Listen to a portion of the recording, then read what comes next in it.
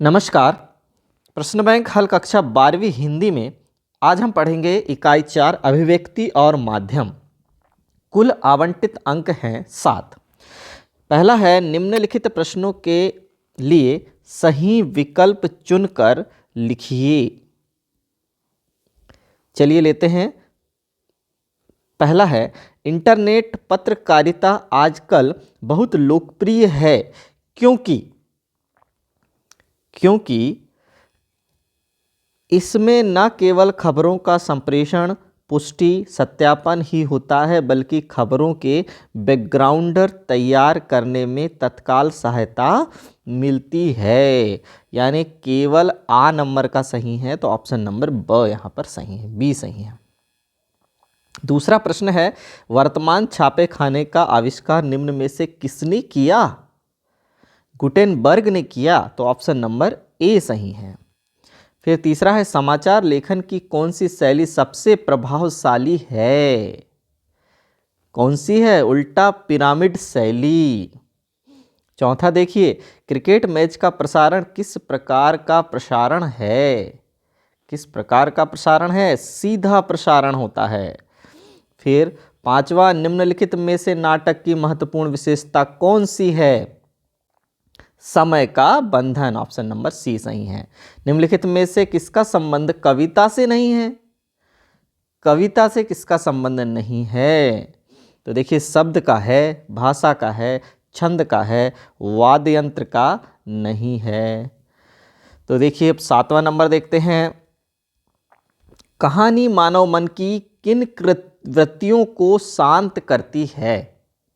जिज्ञासा और उत्सुकता को, ऑप्शन नंबर डी सही है। कहानी का पहला तत्व किसे माना गया है? कथानक को, ऑप्शन नंबर ए सही है। फिर पांचवा देखिए रेडियो नाटकों, 9वां है रेडियो नाटकों में निम्नलिखित में से क्या महत्वपूर्ण है? क्या महत्वपूर्ण है? तो देखिए संवाद महत्वपूर्ण है, ध्वनि प्रभाव महत्वपूर्ण है, अर्थात ए और बी दोनों। इसका उत्तर क्या हो जाएगा? ए और बी दोनों। 10वां देखिए विद्यार्थियों को अभिव्यक्ति कौशल कैसे प्राप्त होता है? नया सोचने और नया लिखने से, ऑप्शन नंबर ए सही है। प्रश्न 2 है निम्नलिखित कथनों के लिए सत्य असत्य लिखिए। तो पहला लेते हैं। पहला है भारत का पहला छापाखाना दिल्ली में लगाया गया, असत्य है यह कथन, असत्य।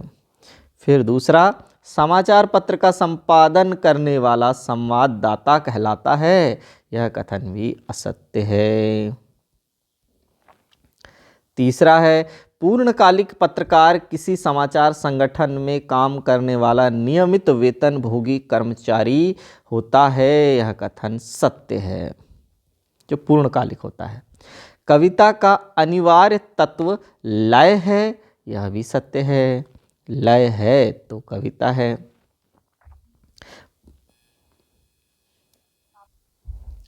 पांचवा नंबर है प्रतिशोध का सशक्त माध्यम रंगमंच है, यह कथन भी सत्य है।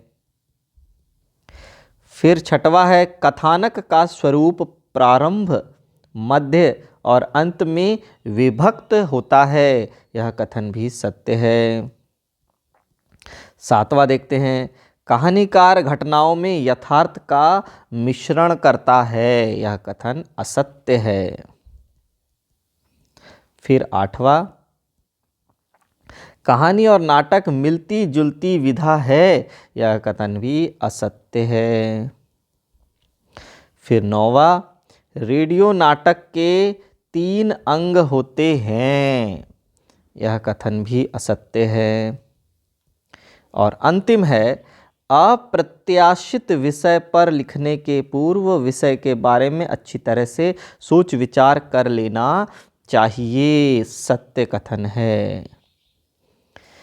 प्रश्न क्रमांक 3 है निम्नलिखित प्रश्नों के उत्तर एक वाक्य में लिखिए। पहला है उल्टा पिरामिड शैली में समाचार कितने भागों में बांटा जाता है? 3 भागों में बांटा जाता है। दूसरा है टेलीविजन के लिए खबर लेखन की मौलिक शर्त क्या है? दृश्य के साथ लेखन, दृश्य के साथ लेखन होना चाहिए। फिर तीसरा है, तथ्यों, सूचनाओं तथा आंकड़ों की गहरी छानबीन करने वाली रिपोर्ट को क्या कहते हैं? ऐसी रिपोर्ट को कहते हैं in depth report, in depth report. फिर चौथी देखिए, भारत की पहली मूक फिल्म कौन सी थी? राजा हरिश्चंद्र थी, राजा हरिश्चंद्र।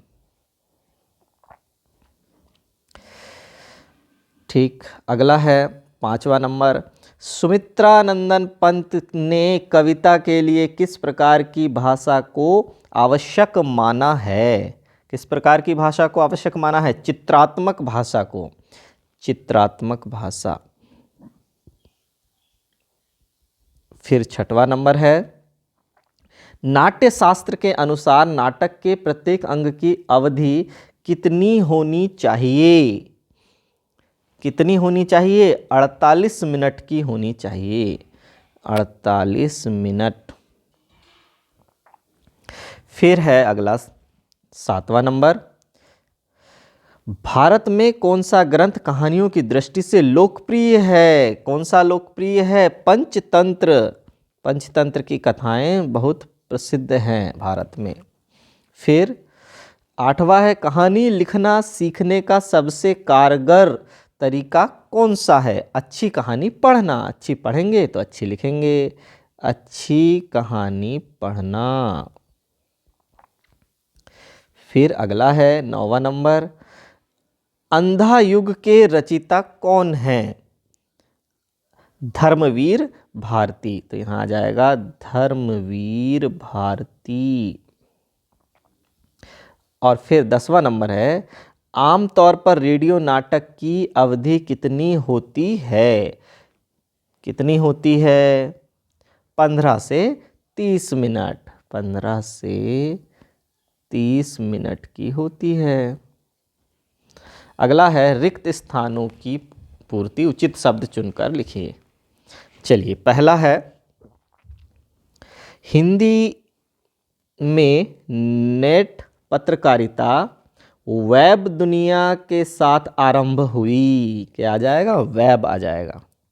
फिर दूसरा है, समाचार पत्र प्रकाशित करने के लिए आखिरी समय सीमा को क्या कहा जाता है? डेडलाइन कहा जाता है, डेडलाइन। फिर तीसरा है, खबर को संपूर्णता के साथ प्रस्तुत करने को एंकर पैकेज कहा जाता है। क्या कहते हैं? Anchor package. फिर चौथा है, भारत में पहली मूक फिल्म बनाने का श्रेय दादा साहब फाल्के को जाता है, दादा साहब फाल्के, अब जिनके नाम का अवार्ड भी है।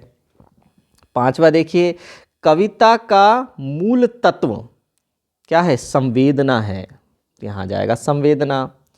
फिर 6वां देखिए, नाटक के संवाद हमेशा छोटे और प्रभावशाली होने चाहिए, तो पहले खाली स्थान में आ जाएगा छोटे और दूसरे खाली स्थान में प्रभावशाली। अब 7वां है, ईदगाह कहानी के लेखक प्रेमचंद हैं, यहाँ प्रेमचंद आ जाएगा। रेडियो नाटक में पात्रों की संख्या, रेडियो नाटक में पात्रों की संख्या बहुत कम होती है। 9वां, आधुनिक कहानियों को आख्यायिका कहते हैं। क्या कहते हैं? आख्यायिका। फिर 10वां है, घटनाओं के तंतुजाल को क्या कहते हैं? कथा। घटनाओं के तंतुजाल को कहते हैं